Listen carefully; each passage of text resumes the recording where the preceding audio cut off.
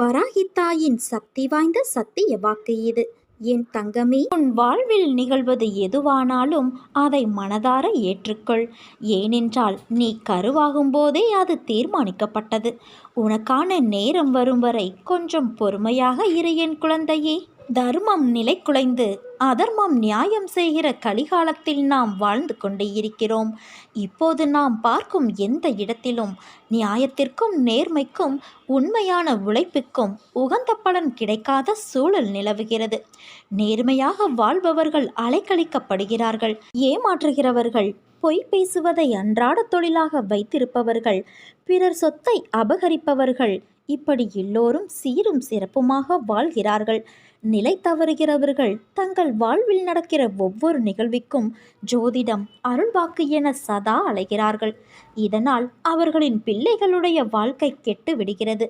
இறைவனை நம்பும் மக்களும் நல்லவர்களும் கெட்டு போகக்கூடாது. கடனிலும் கஷ்டத்திலும் சிக்கி அல்லல் படக்கூடாது. பொய் பேசுபவர்களின் பேச்சை இனிமேலும் நம்பி ஏமாறக்கூடாது என்ற நோக்கில் நான் நல்லவர்களையும் கருணை மனம் உள்ளவர்களையும் தேடி தேடி பிடித்து கொண்டு இருக்கிறேன். அப்படித்தான் நீயும் என்னால் பிடிக்கப்பட்டாய். சிட்டுக்குருவியின் காலில் நூலை கட்டி இழுப்பதைப் போல என்னிடம் நான் தான் உன்னை வரவழைத்தேன். நானே எல்லா நிகழ்வுகளுக்கும் காரணகர்த்தா ஆகும்போது தேவையற்ற முயற்சி, அலைச்சல், குழப்பம் வேண்டாம். நான் உன்னை விடுதலை செய்து விடுவேன் குழந்தையே.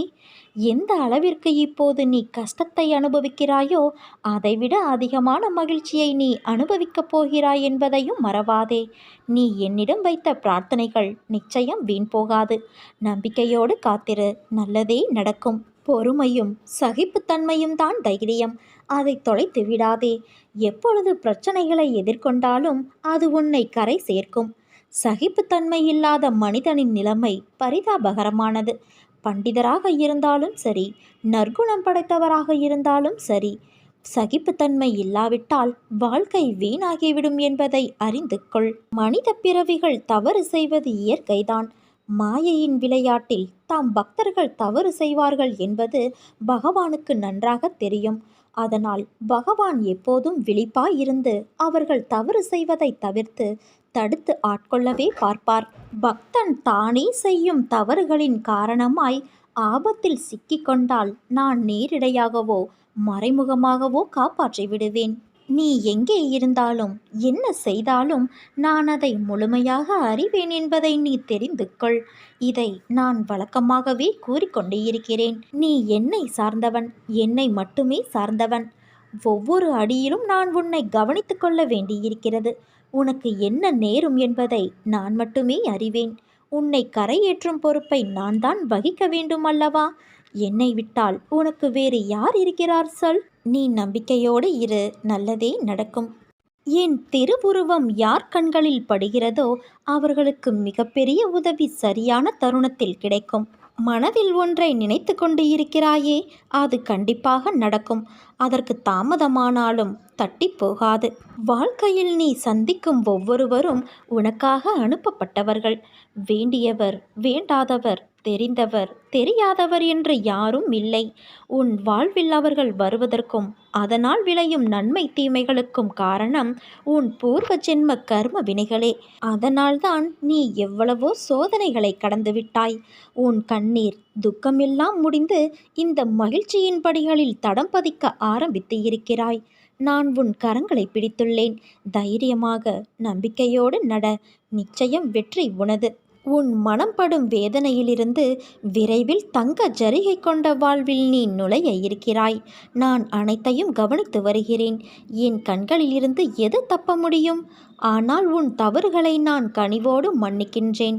ஆரம்ப காலம் முதல் நீ என் மீது உண்மையான அன்பு வைத்து என்னை உன் குழந்தை போல பாவித்ததை நான் மறந்து போகவில்லை.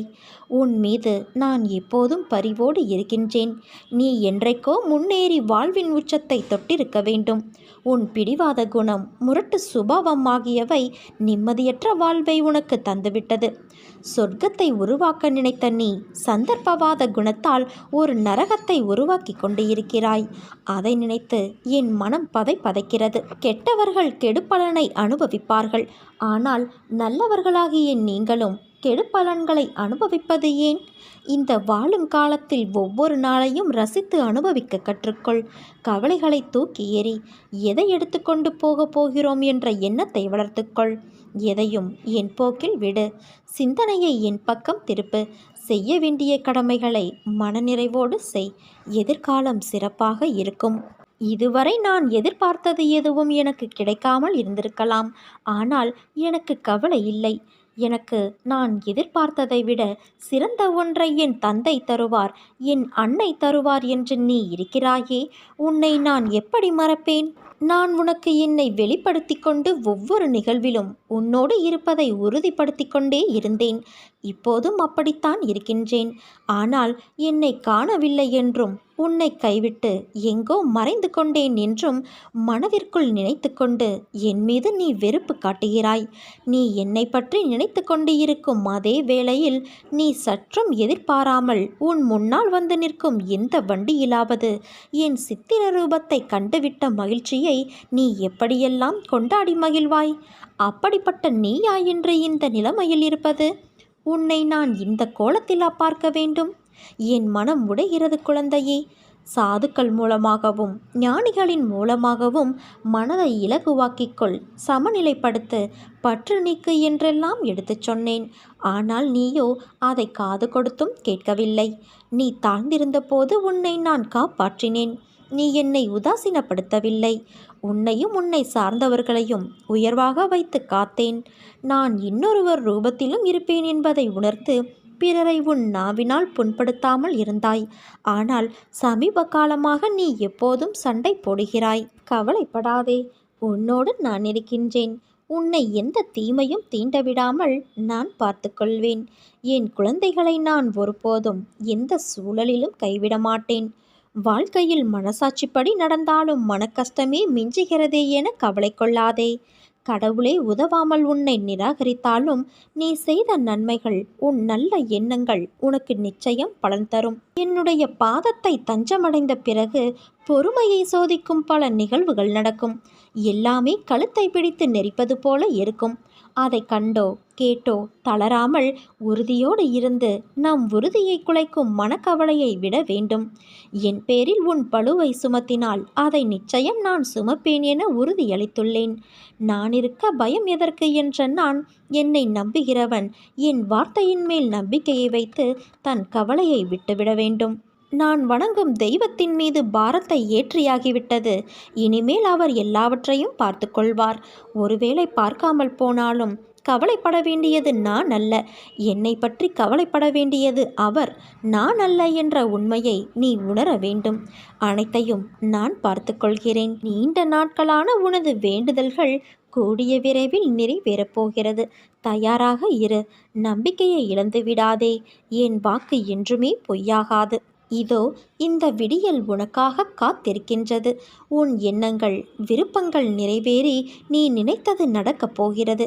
இந்த தகவலை உன்னிடம் சொல்வதற்காக நான் இரவு முழுவதும் உறங்காமல் விழித்து கொண்டு காலம் போக்கினேன்.